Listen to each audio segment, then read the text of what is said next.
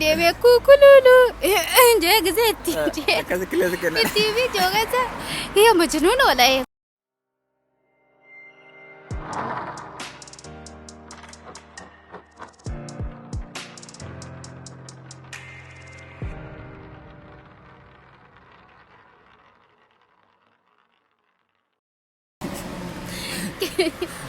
Killa deemee. Ashama harka fuunee dhaggeeffattoota hordoftoota chaanala Awwituu hundaaf nageenyi kiyya bakka jirtanitti isin haadha qabu isin jecha egaa akkuma kana dura baratame keessummaa qabadhee isin dhufaa ture hadhas keessummaa ajaa'ibaa tokko qabadhee isin dhufee jira osoo gara oduutti hin darbin dura namoonni chaanala kiyyaaf haaraa taatan share like subscribe gochuun akka najjabeessan isin jedha egaa kun keessummaa ajaa'ibaa takka osuma kararra deemnu wala garree gaafii si gaafadha kottu jedhee kararra qabee teessaa jira jechuudha karamarra dhaabata maratti waliin haasaa jira mee gaafii yaada isin qabduu fi karoora isin fulduratti qabdu gaafachuuf deema haga dhuma viidiyoo kiyyatti na waliin turaa isin jedha mee maqaan kennu Maqaan kee Ayimaan jedhama. dhalattu eessaati Dhalattu Jimmaadha. okay biyya tana mee maal yaaddee karoora maal karoorfattee akkamitti biyyaa bahuu dandeetti Karooran biyyarraa bee biyya kana keessa dhufee biyya biraa deemee of jijjiiree jechuufan biyyarraa bee. okay maatiin kee mee yeroo ati biyyarraa baatu maatii keetis si baase moo ofii keetii jalaa baddee biyya baatee biyya kana dhufte Maatii wajjin biyyarraa bee. okay maatii kee waliin biyya kana jiraataa jirtaa jechuudha amma No amma qophaa kiyya jira maatiin kiyya deemanii jirani. okay maatiin kee si dhiisanii biyya biraa deemanii jechuudha moo biyya galan Kaan biyya galanii kaan biyya biraa deemanii akkuma carraadha baqaayanii. mee akkami kophummaan jireenyi biyya namaa kun kophummaadha jireenyi biyya namaa akka ati beektu kophaa fi jiraachuun baay'ee namatti ulfaata mee kophummaan kun sitti hin dhagamne eegamta akkamii maal si dhagame Wayi qobummaan kun hedduu nama dhaga'ama garuu kaayyoo biyyarraa baatee tiyyuu si daangessa jechaadha akkasitti hin dhagaamne si godhuuf. okay mee yeroo akkami atiin abbaa manaa qabdaa hirumtee jirta Abbaa manaa hin qabu inni heerumnellee Inshallah yoo rabbiin biyya kana keessaa na baatee jedhee kaayyoo kiyya bakkaan ga'ee heerumuu fi abdiin qaba jee yaada. okay mee biyya tana keessatti kaayyoo heeruma dhabuu maaltu si daangessa akka hin heerumne maaltu si godhe Kan hin heerumne kan na godhu kaayyoon hin biyyarraa bee heerum jedhee fi dhiira dhabeetiif himite kan biyyarraa bee jireenya kiyyaan fooyyessa jee wanta biyyarraa bee fi kaayyoo kiyyaa akka galmaan ga'uu fi yaada qabee waan hin jiruuf inni heerumu gaafan biyya kana keessaa bee garuu ni heeruma jechaadha deemee kaayyoo kiyya bakkaan ga'ee of jijjiireen booda ni heeruma jechaadha. malee ammaaf kaayyoo keetis si dhoogga malee yookiin fedhii heerumaa dhabdeetii miti jechuudha Ayyee.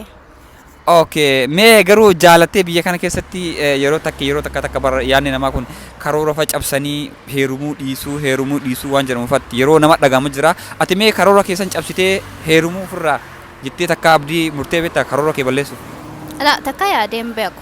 okay karoora kee akka gaafa jalqabaa qabatteerraa karooruma keessan ni godha jettee murattee jirta jechuudha Ayyee.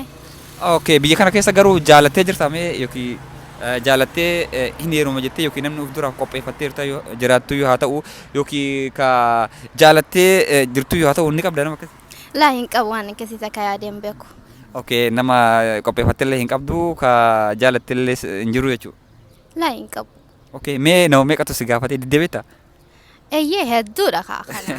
namni si jaalatee ati didde hedduudha jechuudha Eyyee hedduudha lakkaa'amee nu gizeen seemu hedduudha.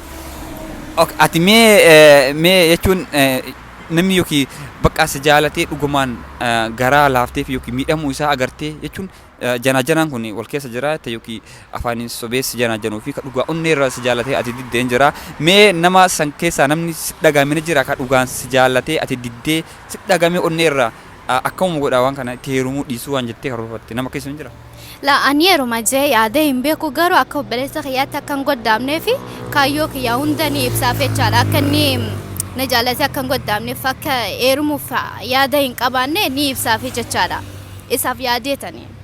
okay mee fuula duraa fi mee karoora kee biyya alaa deemtee biyya kanarraa mee biyya san keessatti heerumtee eega gaa'ela godhattee booda biyyuma san keessaa jiraachuu feeta moo gara biyyaatti galtee yookiin maatii keetii wal agartee oromiyaa galtee biyya tee guddistee ufillee sadarkaa guddatte sanitti jiraachuu feeta Ani yoon biyya kanarraa bee of jijjiireen booda karaa biyya Oromiyaa ni seena ilmooti yaa wajjin maatii yaa wajjin Oromiyaa jiraachuun fedha. Egaa hordoftoota chaanala YouTube hundaaf kunoo mucayyoon tun singileedha jaarsa hin qabdu heerumu karoora ammatti heerumu hin qabu jetti isin karoora san siisan sodaatanii akka hin dhiisne namoonni dargaggeessaa kaas keessatti ittiin ilaalaa jirtan kunoo addisee jirti kunoo addarraa lakkoofsa silkisii as jala isinii barreessa heeloo jechuun ni dandeettanii mee biyya tana keessatti waan sin qunname ni qabdaa maal sin qunname? Wanti na qunname guyyaa takka deemiti killee bitii naan jedhani. Killee deemii bitii naan jedhani.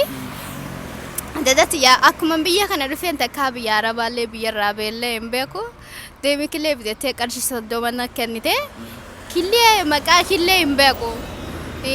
Killeen jedhee dhaga'uu didanii hanqaaquun jedhee dhaga'uu didanii kukkuluun. Kukululu. Sagaleen itti agarsiiftee jiru. Gizeen deemee kukululu. Jee gizeetti. Akkasii killee si kenna. Itti fi joogata. Yaa majnuun oola kumaraattuun amma baal jedhanii. Achiin yoo binti ma fish deem naan jedhanii jiru deem naan jedhanii. Gizeen deemee jookasa bakka biraan deemee gaafadhe deemee tan suuraa killee kaaseetan itti agarsiisee jechaadha. Achiin na kennanii birrii narkaa fudhatanii jecha akkasitti bitee galuu dandeecha. Okay, mudannoo baay'ee jira jechuudha. Isii qofaa miti anis biyya kana keessatti mee ayillee isinitti hima mudannoo ajaa'ibaa tokko qaba biyya kana keessatti nama wayii waliin jira wanna wayii biti jedhanii shunkurtii biti jedhanii ganna baasanii erganii yeroo san biyyaaf guyyaa shammoo akkasii shunkurtii tana birri 20 mana kennanii birri 20 kana lakkoofsa gubbattiin argaa eegas booda birri silaa namni shunkurtii san fudhatee kiiloo irra kaa'ee eega mazzanee booda birri itti kenna ani garuu osoo hin mazzanin dura birri itti kenne namichi yeroo san gabaan baay'ee irra jirti birri itti kennu kiyya san yaadatu jechuudha eegas booda yoo shunkurtii fudhadhee kiiloo irra naa kaa'ee inni shunkurtii kiyya fudhadhee deemu birri fidinaan jedha afaan kamiin birri jalqaba si kennee jira jedhan afaan waan hin beekneef shunkurtii illee dhiisee fi birri illee dhiisee fi akkas galee jechuudha yeroo mana galuu shunkurtii maal gootee naan jedhanii shunkurtii birri itti kennee akkanatti birri duratti kennee shunkurtii na dhoggatee jedheeni bakka san na fidinaan jedhanii bakka san illee itti deebuu hin beekne achumas sabbarree jechuudha mee biyya kana keessatti mee gammachuu yookiin maal si gammachiise mee akkuma wanni nama rifachiisu wanni namatti hin tolle jiru wanni nama gammachiisu illee darbee yooma baay'atu illee baatee jira mee maal si gammachiise biyya kana keessatti? Wanti na gammachiise yeroo deemee dhaabbata seebchi irratti mazaggamamee jiru keessa gammachuu garri hin jirree fi hedduu tokko dassinaa jira jechaadha. Dhaabbata seebchi irratti maftiisiif kennanii bakka ni jiraami akka faranjiitti silaalas hedduu si gammachiisan. Si waliin taphatanii si tuffatuun hin jiru. Ummata nama hammataadha jechuudha ummata faranjii. Gizee sammuunti yaggooddaamuuf jedhee keessatti jarri na gammachiisanii akkan biyya kana rakkoon biyya kana gammachuun biyya kana akkanatti hin dhagaamneef jarri na bira dhaabbatanii ergi seebchi dirin dhiisee bara 2020 keessattidha. Kalasa barii kalasa amma nama guddaa ta'eera overeejii illee ta'ee hin jira namni na fuudhuu barbaadan biyya kana keessatti miti gaha. Egaa namni fuudhuu barbaadan biyya kana keessa jedhaa jirtu biyya biraa namni jirtan namni chaanala kiyya kana hordoftan kuno mucayyoon nama na fuudhuu jedhaa jirti biyya kana keessa osoo hin ta'in biyya biraatti jechuudha. Kanaafuu nama karoora qabu nama karoora akkasii yaadde qabu itti heeru karaa taane nuti jechaadha. Egaa amma kun nama guddaadha duraan xiqqoo turte akkasanii fuudhuu namoonni barbaadan karaa keessatti na dubbisaa isinin jedha. Egaa hordoftoota chaanala Hawwii YouTube hundaaf nageenyi kiyya bakka jirtanitti isin haadha qabu isiniin jecha irra deddeebi'ee namoonni chaanala kiyyaaf haara taatan share like subscribe gochuun akka na cinaa dhaabbatan isiniin jedha. Mee hordoftoota kiyya tanaan maal jettame? Like godhaafiidha dhaggeeffadhaa hubadhaanii Oromoodha guddisaa jedhatan isinii himaa jechaadha. Egaa baay'ee sigara toofadhaa qophii gaafii hadhan gaafii sigaafadhee gaafii bareedaa akkanatti mi'aawu kana seenaa dabarsitee waan biyya kana keessa qunnamee akkamitti akka jiraatu fi karoora fuulduratti qabdu na waliin natti mattee na waliin qoodatu keetiif baay'ee sigara toofadhe siin jedha. Egaa guyyaa biraa haga walitti deebinutti turtiin kee nu waliin akka ta'u nagaan nu turi siin jedha nu jajjabaadhu. Ayyee galatooma warri na daawwatanillee galatooma. Bye.